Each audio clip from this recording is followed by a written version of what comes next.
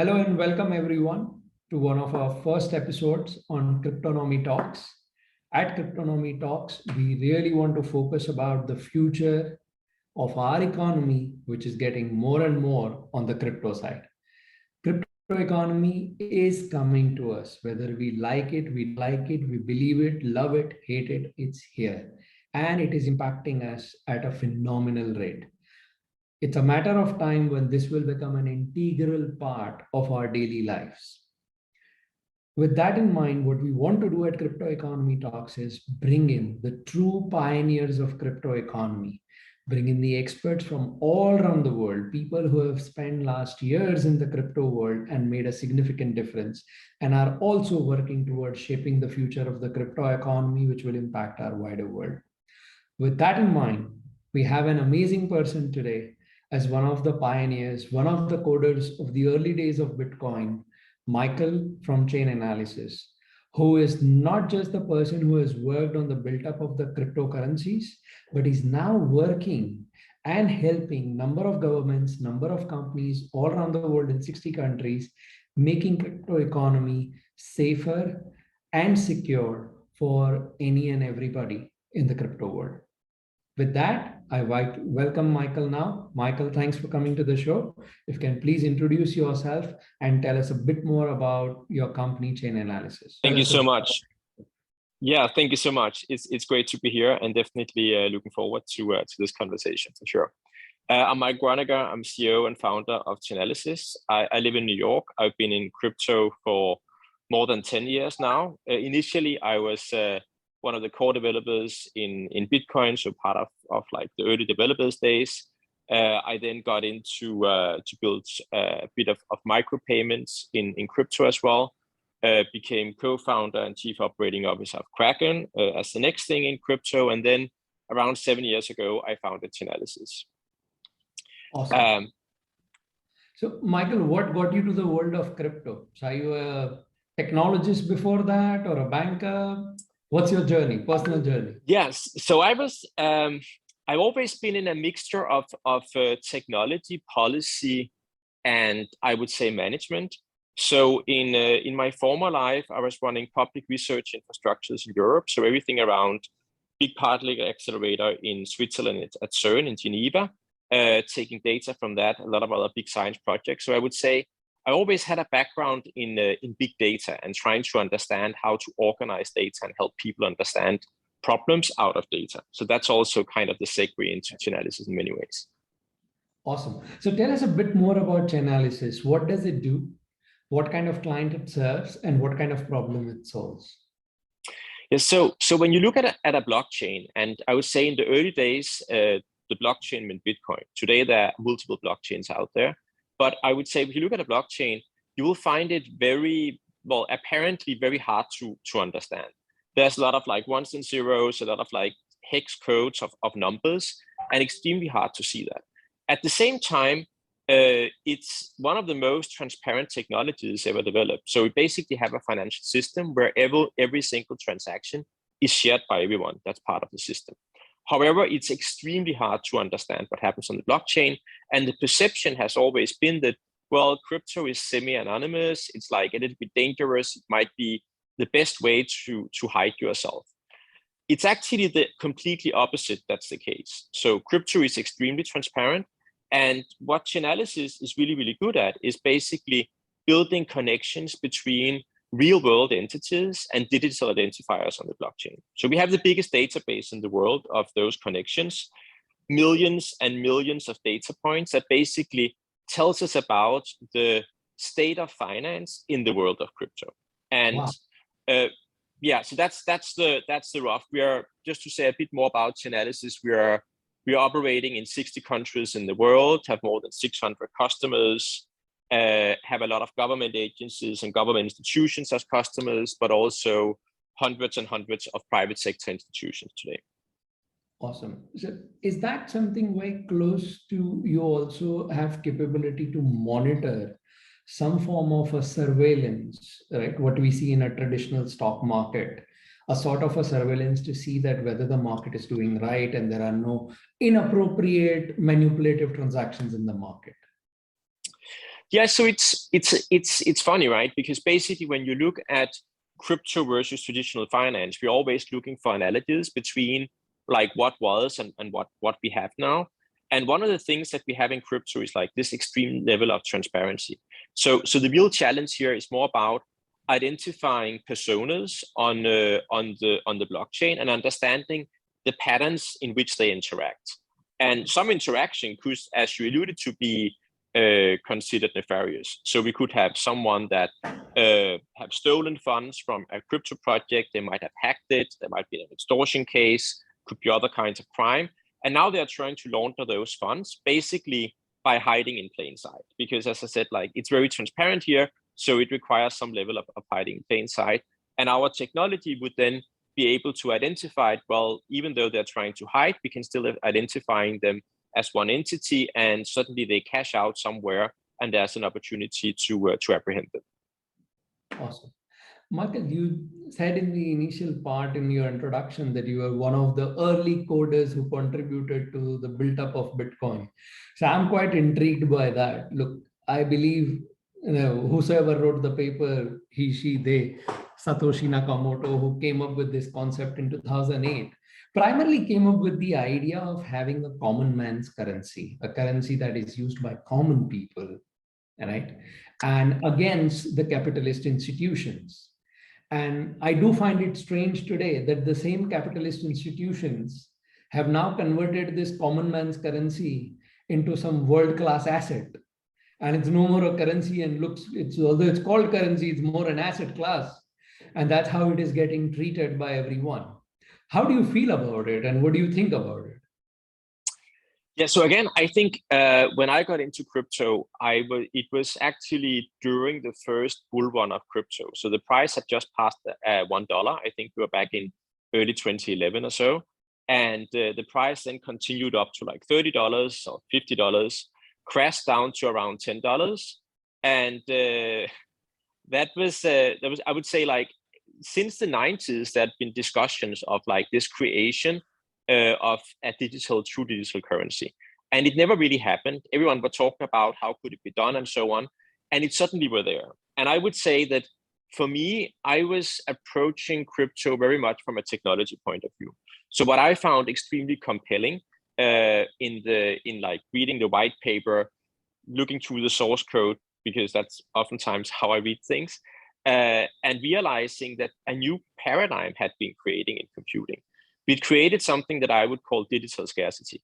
So it basically means that normally everything that's digital you can copy. You can copy a photo, you can copy it all. It's all copyable, but you can't copy a Bitcoin. It's not copyable. It's something that you need to transfer and only transfer, and that created scarcity. And that was basically the core innovation. And all of crypto today, all of blockchain is all about how digital scarcity creates a new type of finance, a new asset class, and that is growing. And I think that, yes, I think the initial idea, and judging from both from the white paper and other things, hey, I think they were pretty much techies as I were, those who created Bitcoin. They might have some political views, but I think that was not the core reason to create it. I think they created it because they thought it was cool, and maybe not for a lot of other reasons. And then they realized that like it has a lot of possibilities. And I think and thought that from the very beginning that crypto were here to eat the world of finance. It was here to change how we are going to transact once and for all in all eternity going forward. We are going to use crypto as the way that we transfer value in this world. Awesome. So Michael, there are 13,000 almost cryptocurrencies today in the market, right? And they're growing exponentially every day. Every day, I mean, I might say 13 as of today morning. I'm sure the number has changed by now, and it will change by tomorrow again. Right? So the speed at which the cryptocurrencies are popping up and tokens are popping up, what is your view about that? So I would say, but I looked a few years back, we had like around 1,000 cryptocurrencies. That already felt like a lot of them. I think there's many ways to look at this. I think the most important part is like you start to look at like what are the fundamentals that you need to look at around crypto. And if you look at it from I was like technology point of view, you would say there are different groups of blockchains. There are the smart contract blockchains, you can be subdivided into the Ethereum likes, and there's another group of those. And then you have those who are more like Bitcoin, and that's basically the groups that are there. Right. Then from those, we have a lot of different blockchains being built. That's technology competition. Always healthy to see technology competition and that going on. On top of that, again, we have different tokens. And the different tokens represents different projects. So it's basically stuff that's being built on top of the blockchain. Some of those tokens enable you to, well, run a distributed Wi-Fi network all over the globe. That's Helium. You would see other tokens that enables you to exchange between yet other tokens in DeFi and distributed exchanges. You would see some tokens representing digital art or other pieces of like non-fungible tokens, basically, so that those are NFTs. And there are gazillions of different of those. And that means that like 13,000 to me sounds like a small number, and it's probably going up. Interesting. So, Michael, tell me something. You have been in this industry for 10 years. Probably, I must confess, you are probably one of the very few people I know who would claim has been full-time in crypto that long. Most people probably 10 months at best, if not 10 weeks, right? You saw it from, as you said, Bitcoin being equivalent to $1 to probably $69,000 today, right? You have seen that journey and you have seen the growth of the whole industry. I would like to understand, how would you predict the future 10 years from now? What will be the scale size of crypto economy and what will be its impact in our daily life? Yes, so I think, as I said just earlier, was basically, I believe that crypto is here to disrupt all of finance. I think that every piece of value that we are going to move will be moved as cryptocurrencies. Not that we necessarily need to change how we move funds today. A lot of it works pretty well, but this is just going to be way cheaper, way smarter, and way more, I would say, compatible with all the different things that we want to do. So, for example, we'll be able to build loans in our property purely on the blockchain. We can build insurance and tied to the blockchain. Ownership will be recorded in the blockchain. All the financial instruments that we have today will be there, plus gazillions of new ones. It will be a lot of new financial instruments, and that will be the real driver of what's happening there. So if you go 10 years into the future, we would definitely have seen some of that happening. Not all of it, because this is a multi-decade event. Like, it's going to take a while, just like the internet is not fully there yet. We were still trying to find a piece of paper before we started the conversation, so we're almost getting there. But I'm just saying that, like, there's definitely a journey that we started, and we will be somewhere along that journey 10 years from now. I think we will be there where it's getting very normal and common to basically use crypto every single day. Everyone will be used to have like some level of their finances tied into crypto, and you'll probably see that more and more of the exchange space, digital exchange space, is happening on blockchains. Even like inter-country settlements might happen on the blockchain as well. So I think a lot of things will happen during the next 10 years. Michael, what's your view about number of regulators resisting crypto? Right? Some are accepting, but not necessarily fully. They're probably recognizing that crypto exists, but then they don't know what to do with it. And then there are others who are outrightly saying no crypto. What's your view about that? So my view on the regulatory space is like, I started talking to regulators all the way back when I was at Kraken. So I think it was the first conversations were probably in 2013. And I would say everyone has been very curious from the very onset. Everyone wanted to understand what is this new thing? And as regulators will always do, they are first of all trying to understand what are we even looking at? And they'll have to apply the rules and the learnings from the last 100 years around like what are the concepts that apply best and best describe this new thing. And when initially they look at it, it's just like it's yet another like thing that maybe never become anything. So there's a level of skepticism. Do we really need to regulate this differently? Do we even need to do anything about it? Or is it just like going away tomorrow? 10 years has passed, even more. So it's not going away tomorrow. So when you look at the regulatory landscape today, it's actually been, I would say, very, very varied, and it's also international today. We see international regulators like FATF, for example, who are active in more than 200 countries, issuing guidances around like how crypto should be regulated. They've been implemented in a lot of those countries. A lot of the other countries, including the US, have issued a lot of regulations dating back actually to 2013 around how we should consider crypto. I think the next step for regulators will be when they're like, oh, we might need a separate regulatory entity just for cryptocurrencies. And that's where crypto has won, because then it's become so big that it's like recognized as being unique. But let's see if we are like getting there. Look, being one of the persons in the regulatory financial services world, I do believe there will be a time when we'll have a crypto regulatory authority, right? Which is different from central bank, which is different from, Ministry of Finance, or even different from Securities Exchange. I don't think crypto, with the level of sophistication of the technology and the speed at which the level of instruments can be innovated on it, that you can just put it and cut it under a standard Securities Act and say, look, whatever regulations we apply, that it's just one more asset class. It's not. It's an animal of its own breed. And if it has to be done, it has to be done properly.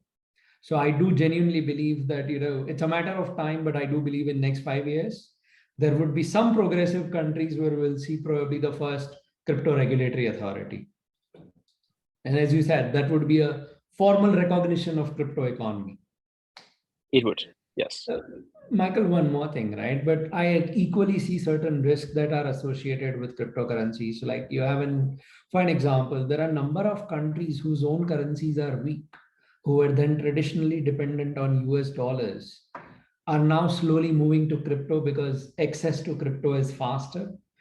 Printed US dollar shipping to the country is a problem, right? And now we are in a situation where number of such countries whose democracy is weak, whose currency is weak, economy is weak, are all of a sudden relying on cryptocurrency. And problem is that cryptocurrencies are still extremely volatile. So, I do believe that in modern age, since post-World War II and Cold War, probably currency continues to be the biggest weapon of mass destruction, if not used properly, right? How do you see that? And how do you guide some of those nations who don't necessarily are equipped to handle this sophistication and a parallel economy there starting simply relying on this currency? I think it's definitely an interesting move, and I think it's definitely one of the I would say early dreams of crypto enthusiasts. We're like, oh, at some point there'll be a country that actually now accepts crypto as legal tender, and will do that probably instead of the US dollar, because they don't really have a currency themselves on the onset of that one. We've seen that happening, and we also seen stable coins being created by various countries today. We have the sand dollar in Bermuda. That's been around for a while, and I think on the journey there, and I would say that the struggle around the volatility, to a large extent, it's about tying your cryptocurrencies and buying stable coins. If you need something that's pegged to the dollar, for example, you can do that. It's still sensor-free system. You can actually access the stable coins of various kinds. Some of them are algorithmic. You can actually buy them. You can exit and transfer them again as cryptocurrencies after that, whether it's Bitcoin or Ethereum or what you're going to use. So there are definitely some possibilities there. I would still say, if you look at countries trying to embrace that, I would say it's countries that are already used to not being able to have the usual means to regulate finance. They already adopted another country's currency. So they're used to not being fully in control of their own currency, and would probably have some interesting learnings here. It's we just started on this process, right, with El Salvador, so it's hard to say how it's going to play out, but I'm definitely following the journey with a lot of curiosity. Michael, on the same breath, what would be your key messages to the policymakers of the world? as they So I decide think, to shape the future or direct the future of the crypto economy? yeah, I think this is about a movement that has happened over 100 years. It's not just about crypto. I would say this is about a world that is getting smaller, becoming smaller and smaller. It's like being global. We all depend on each other.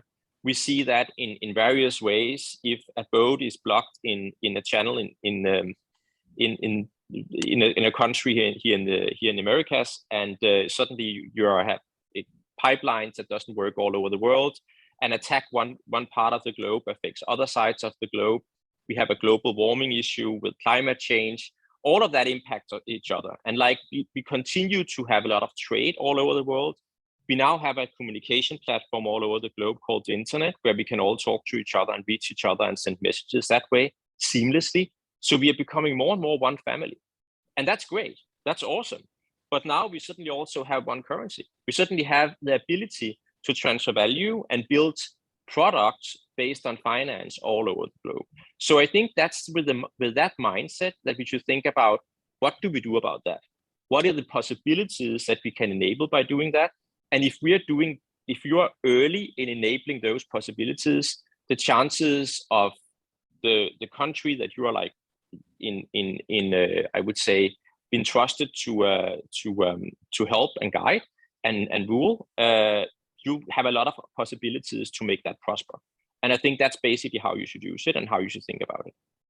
Interesting, Michael. A lot of people these days say that at least the politicians are claiming that globalization story is over and nationalization is the flavor of the month. And you see it across the world. Some of the major leaders are now promoting more nationalization rather than globalization. But it's quite interesting and intriguing to see that when a new technology comes in, how that essentially defines how our civilization is going to move, no matter what people think, but that's essentially redefines how we all operate, live our life. So, Michael, with that, we come to an end of this round, but thank you so much for joining us. It was fantastic to speak to you. We would love to pick your brains again in few months or few weeks time, because the speed at which crypto economy is evolving, I'm sure there will be newer questions for our viewers, and we would love to have you back to speak more on that. Would love to. Thanks for inviting. Today. Thank you so much. Have a good one. Take care.